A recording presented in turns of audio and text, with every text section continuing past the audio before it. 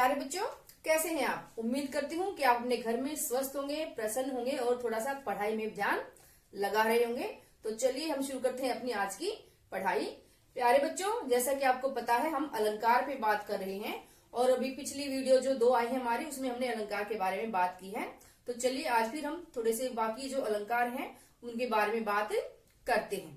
प्यारे बच्चों, जो हमने आज अलंकार लिया है उसका नाम है अन्योक्ति अलंकार। जैसा कि नाम से ही स्पष्ट है, अन्योक्ति, अन्य जमा उक्ति, मतलब एक ऐसी बात जिसके माध्यम से किसी दूसरी बात की तरफ इशारा किया गया है। तो चलिए हम इस अलंकार की परिभाषा और उदाहरण देख लेते हैं और अच्छे से इस अलंकार को हम समझ लेते हैं।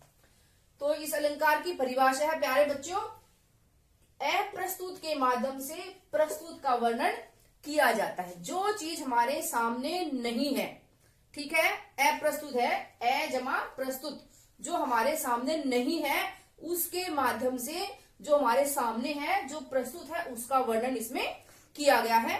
दूसरे शब्दों में या आसान शब्दों में यदि हम कहें तो जहां किसी अन्य वस्तु या व्यक्ति को लक्ष्य करके कोई बात किसी दूसरे के लिए कही जाती है, ठीक है, वहां पर होता है हमारा अन्योक्ति अलंकार।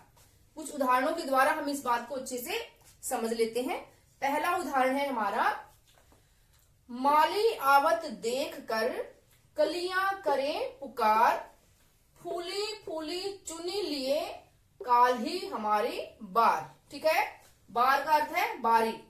तो यहाँ पर इस अलंकार में, इस उदाहरण में माली को आता देखकर, जो माली है जिसने बाग को लगाया है उसको आता देखकर कलियां जो है वो पुकार कर रही है, कलियां आपस में बातें कर रही हैं। क्या बातें कर रही हैं कि फूली फूली चुन लिए, जो कलियां फूल बन गई थी उनको माली ने चुन लिया है, अर्थात तोड़ लिया है, और कल हमारी बारी आ जाएगी। ये कलियां हैं, अभी फूल नहीं बनी है, तो इसलिए इन फूलों को चुने जाने पर, तोड़े जाने पर ये आपस में बातें कर रही हैं कि आज इनको चुन लिया गया है, कल हम खिल जाएंगे तो हमें भी तोड़ लिया जाएगा। ठीक है, तो इस बात को दूसरी बात के साथ जोड़ा गया है। कैसे जोड़ा गया है कि माली, माली का अर्थ है पूरे जो संसार का स्वामी है, वो जब हमारी आयु संसार में खत्म हो जाती है, पूरी हो जाती है, तो वो हमें चुन लेता है। चुन लेता का मतलब हमारी मृत्यु हो जाती है और हमें इस धरती से ले जाता है। ठीक है, तो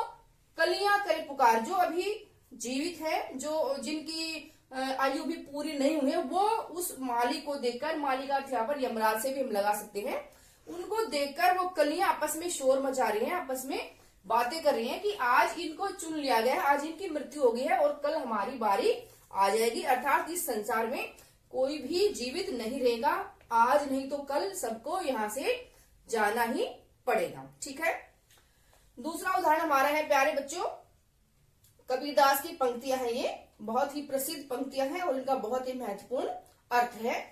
चलती चक्की देख कर दिया कबीरा रोए, दो पाटन के बीच में साबुत बचाना कोई।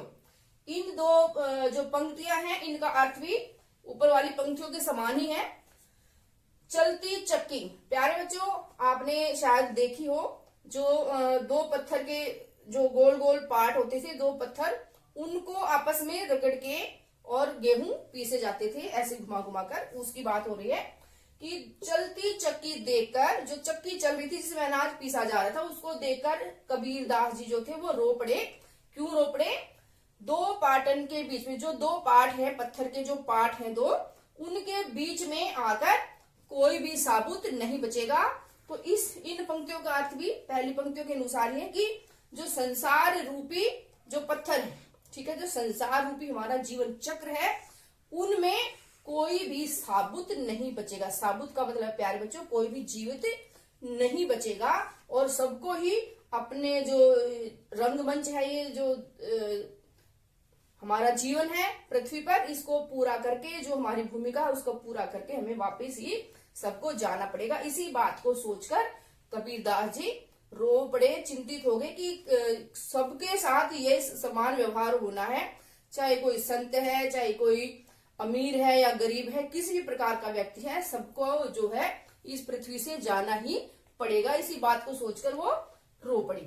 ठीक है, तीसरा उदाहरण है प्यारे बच्चों, नहीं पराग, नहीं मधुर मधु, नहीं विकास इहीं काल, अली कली सो ही बंध्यो, आगे कौन हवाल। प्यारे बच्चों, बहुत प्रसिद्ध पंक्तियां हैं ये, ठीक है। और जो हमारे रीतिकाल के प्रसिद्ध कवि थे बिहारी लाल जी, उनकी ये पंक्तियां हैं। और उन्होंने एक जो राजा जयसिंह थे उनके ऊपर इन पंक्तियों को लिखा था अन्योक्ति के रूप में। राजा को जो है, जो उनकी रानी थी, नई रानी, उनके मोह पाश से निकालने के लिए उन्होंने ये पंक्तियां लिखकर राजा को भेजी थी। तो भी मैं आपको समझा देती हूँ इनका अर्थ क्या है। नहीं पराग, नहीं मधुर मधु, नहीं विकास इहीं काल। ये जो ऊपर वाली पंक्ति है ये रानी के बारे में कही गई है कि जो रानी है वो अभी बहुत कम आयु की है, ठीक है। जो रानी है राजा जयसिंह की वो बहुत कम आयु की है। नहीं पराग, नहीं मधुर मधु, अभी वो विकसित भी नहीं हुआ है, बिल्कुल बालिका है। और राजा उसके प्रेम पाश में फंस गया है और राजकाज के किसी भी कार्य में वो ध्यान नहीं दे रहा है, ठीक है। नहीं विकास यही काल। अली, अली माने होता है प्यारे बच्चों भंवरा, कली माने फूल की कली। यहाँ पर अली का अर्थ है भंवरे के रूप में राजा जयसिंह को कहा है और कली के रूप में उस रानी को कहा गया है। अली कली सो ही बंध्यो, की जो अली है भंवरा है वो कली के प्रेम पाश में ही बंध गया है, फंस गया है। इतना फंस गया है कि राजकाज के किसी भी कार्य में उसकी कोई भी रुचि नहीं है, कोई भी ध्यान वो जनता पर नहीं दे रहा है। आगे कौन हवाल। अभी तो ये रानी कम उम्र की है, अभी नासमझ है, अभी से राजा का ये हाल है। तो जब ये समझदार होगी तब राजा का क्या हाल होगा और तब तक प्रजा का कितना नुकसान हो चुका होगा। तो ये पंक्तियां उन्होंने राजा जयसिंह को लिखकर भेजी थी और पंक्तियों का अर्थ समझकर राजा जयसिंह राज कार्य में वापिस आ गए थे, सक्रिय हो गए थे, ठीक है। तो इन सभी उदाहरणों में प्यारे बच्चों आपने देखा कि कुछ बातें अप्रस्तुत है और कुछ बातें प्रस्तुत है और दोनों का जो संबंध है वो आपस में जोड़ा गया है। एक बात के माध्यम से दूसरी बात की तरफ इशारा किया गया है। चलिए अगला उदाहरण भी हम देख लेते हैं। क्षमा शोभती उस भुजंग को जिसके पास गरल हो, उसको क्या जो दंतहीन, विषरहित, विनीत, सरल हो। प्यारे बच्चों, जो ये दो पंक्तियां हैं ये हमारे राष्ट्र कवि रामधारी सिंह दिनकर के द्वारा रचित हैं और बहुत ही महत्वपूर्ण ये पंक्तियां हैं। ओज की, राष्ट्र प्रेम की ये पंक्तियां हैं, क्रोध का इनमें स्वर है। क्षमा शोभती उस भुजंग को, भुजंग मान होता है प्यारे बच्चों विषधर, नाग, सर्प, ठीक है। उसके नाम से ही हमें डर लगता है। तो यहाँ पर कवि ने कहा है रामधारी सिंह दिनकर जी ने कि क्षमा शोभती उस भुजंग को, जो क्षमा करना है, किसी को अभय दान देना है, किसी को कहना कि माफ कर देना जो है वो उनको शोभा देता है जो शक्तिशाली हो। उस भुजंग को क्षमा करना शोभा देता है जिसके पास गरल हो। गरल का मतलब है जहर, विष। सांप के अंदर जो जहर है, विष है, उसके कारण ही सब उससे डरते हैं, ठीक है।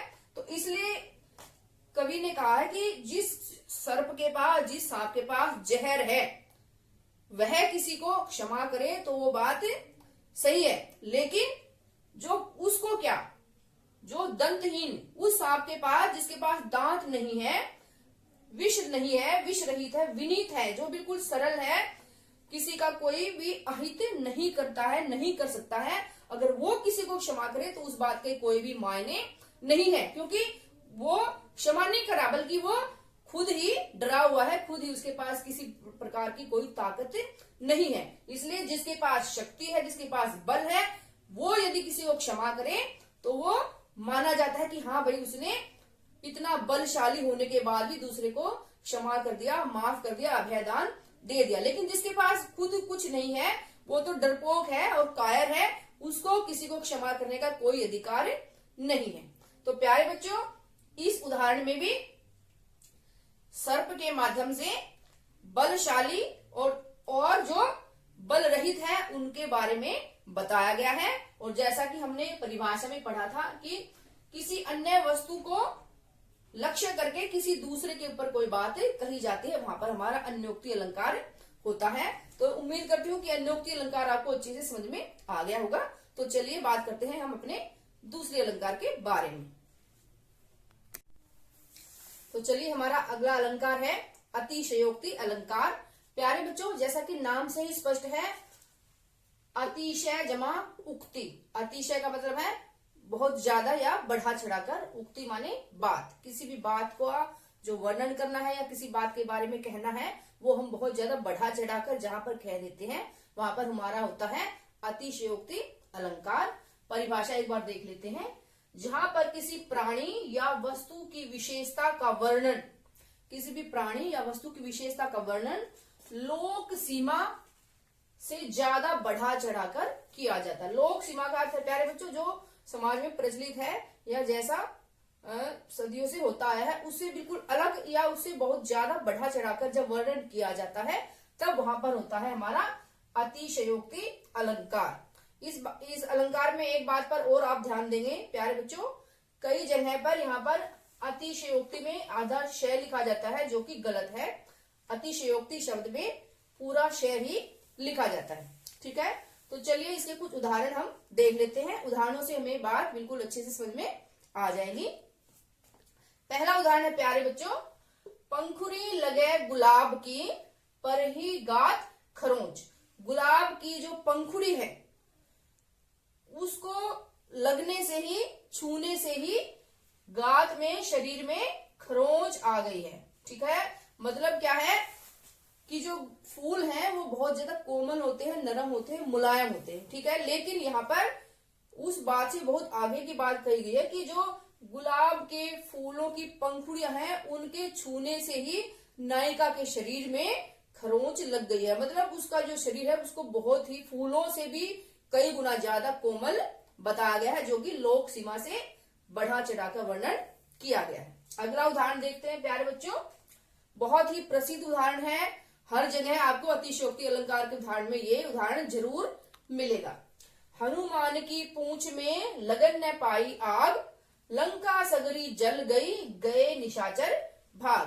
बिल्कुल स्पष्ट है, रामायण से ये प्रसंग लिया गया है कि जब हनुमान ने लंका में आग लगाई, उस समय का यहाँ पर वर्णन है कि जब हनुमान की पूंछ में लगन न पाई आग, कि हनुमान की पूंछ में आग लगने भी नहीं पाई थी, कि सारी लंका जल गई। सगरी माने सारी लंका जल गई, और निशाचर माने राक्षस जो भी थे वो सारे डर के मारे भाग गए।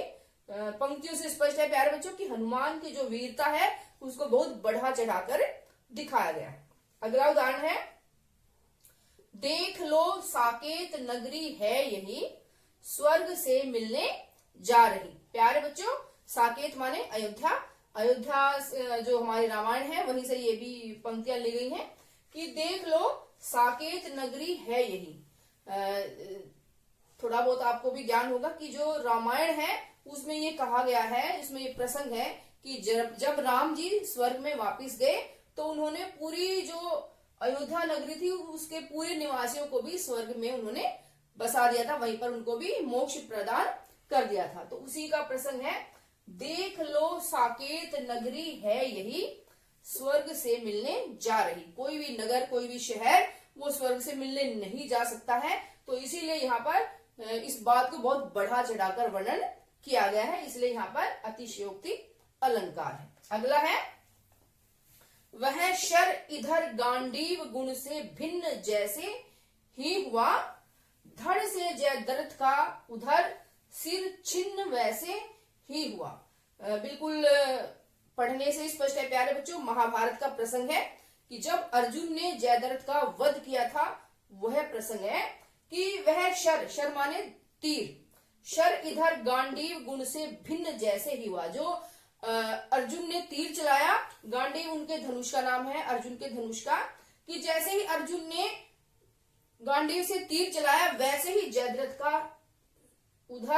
का सिर छिन्न मतलब कट गया, एकदम से गिर गया। मतलब जब अर्जुन ने धनुष छोड़ा तो वहां से छोड़ने से और जयद्रथ के सिर तक जाने में कुछ तो समय लगता है, लेकिन यहाँ पर तुरंत ही कार्य का होना दिखा दिया गया है, इसलिए यहाँ पर भी अतिशयोक्ति अलंकार है। एक और उदाहरण देख लेते हैं प्यारे बच्चों, प्राण छूटे प्रथम रिपु के, रघु नायक सायक छूट न पाए। यहाँ पर भी बिल्कुल इस प्रसंग जैसा ही प्रसंग है, परंतु रामायण से लिया गया है।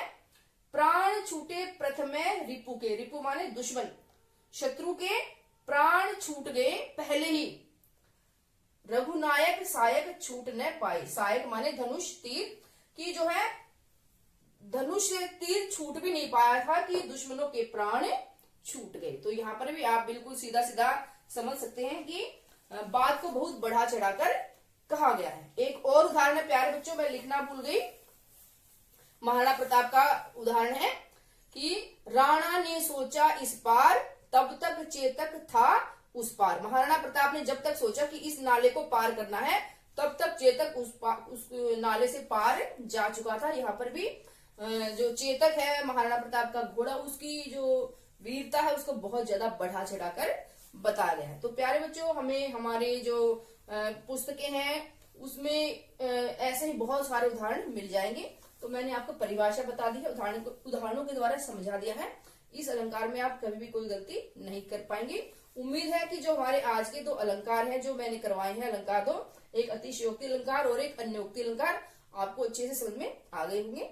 तो चलिए मिलते हैं एक नई वीडियो के साथ। धन्यवाद।